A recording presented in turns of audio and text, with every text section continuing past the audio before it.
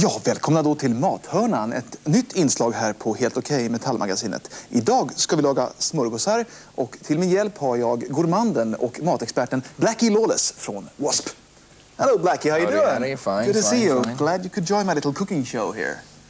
Good. What are we going to cook? Well, as you can see here, I brought some bread. We got some salami, cheese, paprika, onions, lettuce, mayo, tomatoes, the works. Okay. Let's do a sandwich, shall we? And All right. talk a little bit about what you've been doing lately. Maybe you want to start chopping some onions here. Give me the good job, right? Yeah, because, you know, your music always brings tears to my eyes. Especially this time, because... There's going to be a new host after this. This time, it's really a serious album, this one. Mm-hmm. What did you find out a while ago? The Crimson Idol moves away a lot from really what you used to do in the past. That's right. It's well, you know, I spent the last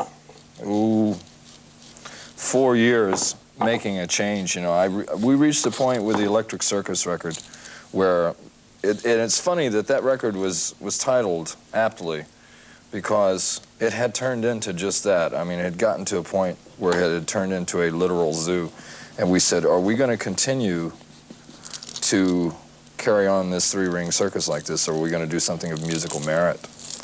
And man, this thing is really strong. Was that a mistake, do you think, the Electric Circus inside the...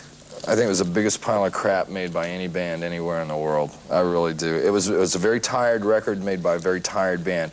And I hear people come up to me all the time and they go, well, don't say that, don't say that, don't say that. It's a great record, it's a great record. And I go, yeah, well, you know, I'm glad you like it, but from my point of view, this is really starting to kill me here. Let's do away with the onions, shall we? Really? Ooh. We have other things here. You know, but from a musical point of view, instead.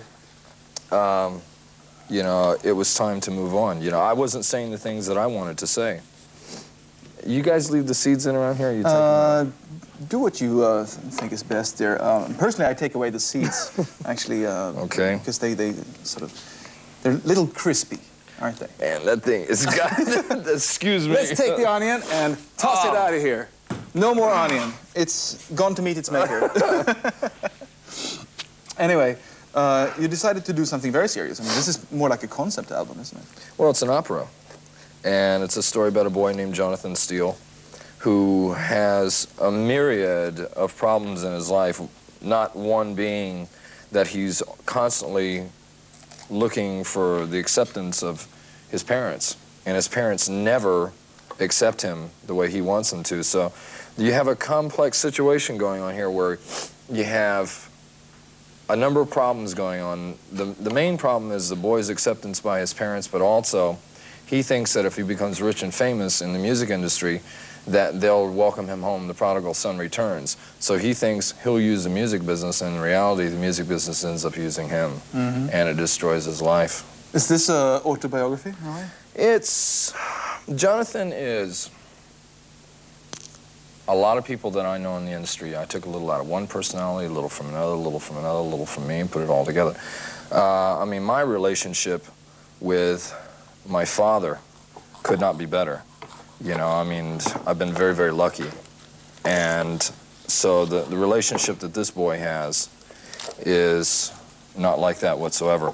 I mean, the music industry, everybody thinks when they listen to this record that I've, you know, made a blatant attack on the industry, and I want to, you know, make it known. Charlie? Well, yeah, but because Charlie represents something that's very important or inherent in the industry, is that Charlie is like the evil philosopher.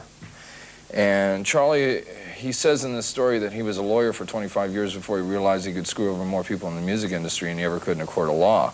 You know, so he takes these kids and he manipulates them. And the whole reason I did this story is I get asked one question over and over again by the fans. They say, give me some advice. How do I get from where I'm at to where you're at? And so I tell them the same thing over and over again. I say, you got to really, really want this. And they all go, yeah, I want it, I want it, I want it. But they don't really understand what they're asking.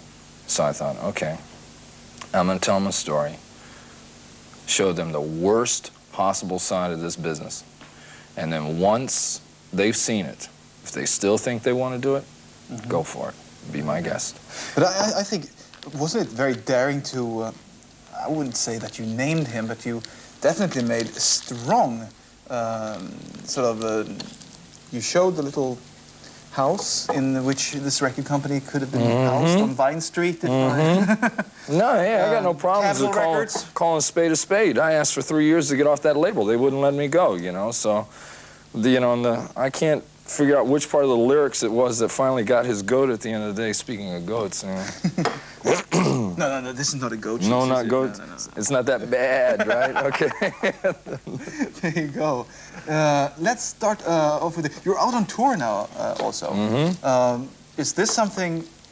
Since the album is very much different, is the tour different too? Well, the tour is when we first started out in the early days, with all the blood and guts and all that stuff, we were doing a type of theater called psychodrama. You like mayo in yours? Too fattening. Dry, thanks. And what we've done is we've incorporated some of the ideas of the psychological point of view of that, and you'd have to just see the show to understand that. It's a type of thing that it's all done with a basic color scheme, and it tells the story pretty much throughout the show. And it's pretty interesting. I mean, it's like I took 3 years to make a record that I've wanted to make for a long time. I mean, I've had this idea since 1987, and it's been really, really fulfilling to me. I may never get a chance to take the time to make another record like this again. I don't see how.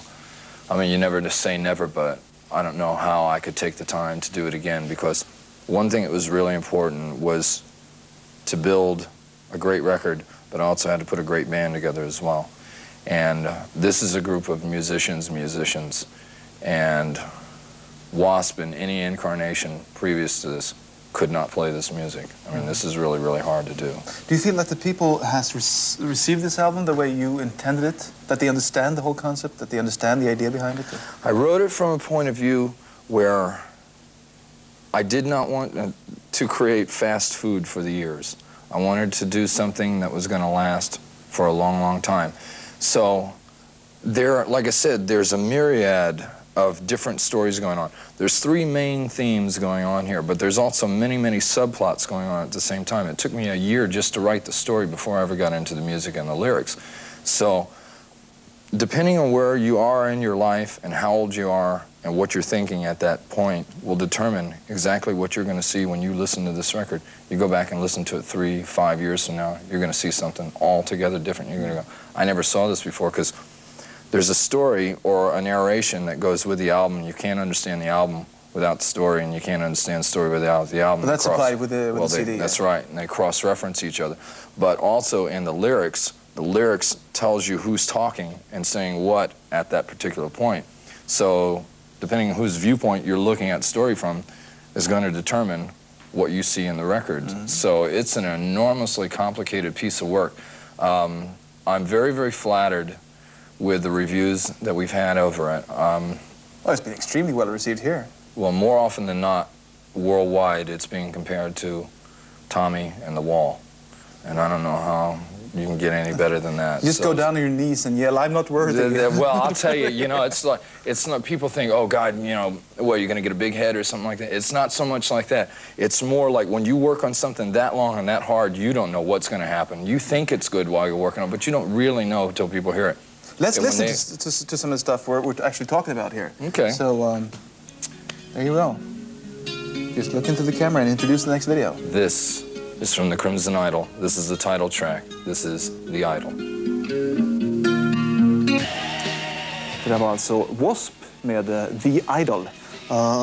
Quite dark and dooming, gloomy. It's not too much illumination there on the stage. Well, it's really reflects what's going on in this boy's life. This kid starts out and he thinks that, well, he's at the bottom of the mountain looking up and he's miserable.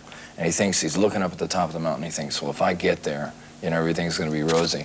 Well, he gets to the top of the mountain and he realizes that when he gets there, he was better off on the bottom of the mountain than he was when he was on the top, because when he was on the bottom of the mountain, he was miserable, but at least he had somewhere to go. Now he's at the top. He's still miserable.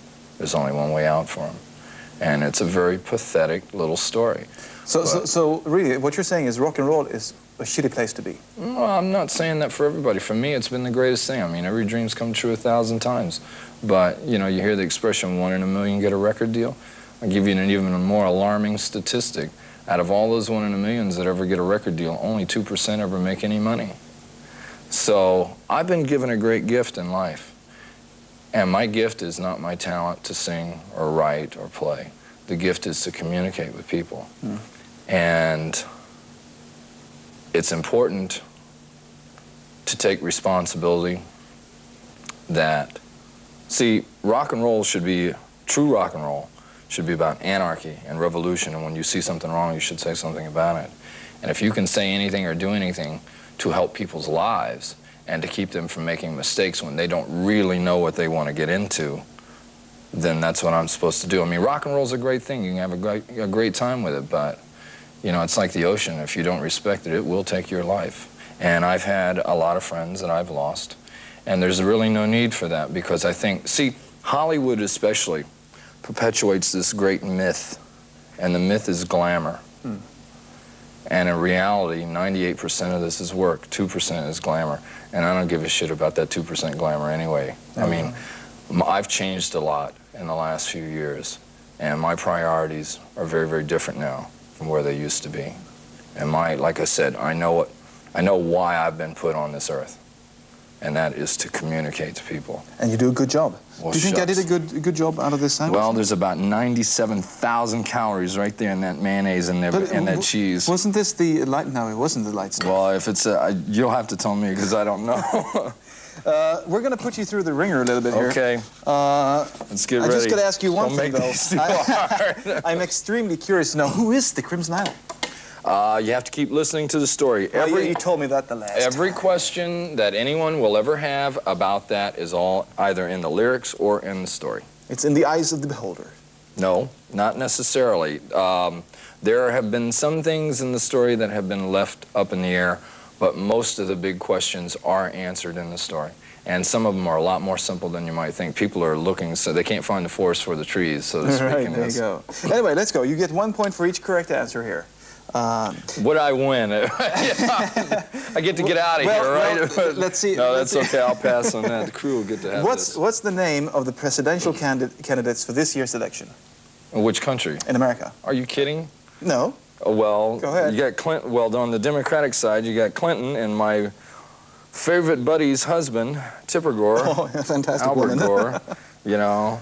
And then you've got Mr. Bush and Howdy Doody, his running mate. I don't know if you guys know who Howdy Doody is here, but Mr. he's Crown. yes. And it's like, you know, I've been to, you know, people know that I'm very politically involved, and they go, you know, what should I do? Who should I vote for? I don't know what to tell them to do. You know, it's like, you know, it's one of these situations, damned if you do, damned if you don't. So I should get 4 points for that, because there's 4 answers.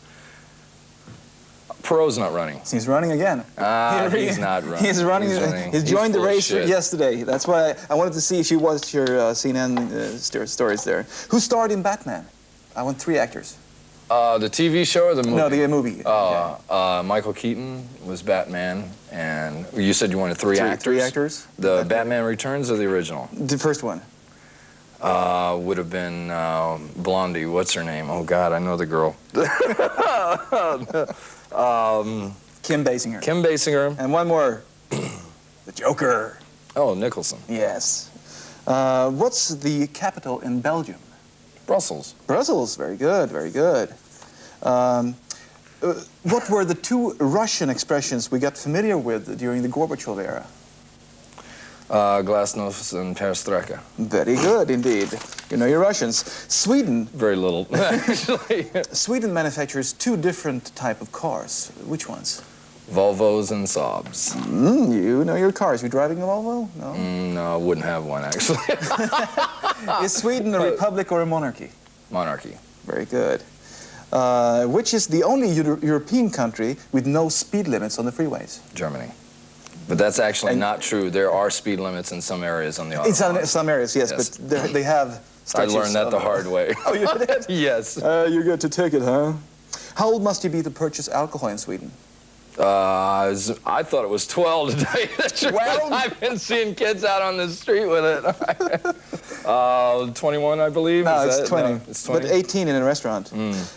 They drive on the left-hand side of the street in England. I'll name 5 countries, and you'll tell me if they drive on the right-hand side or the left-hand side. Okay? Holland. Right.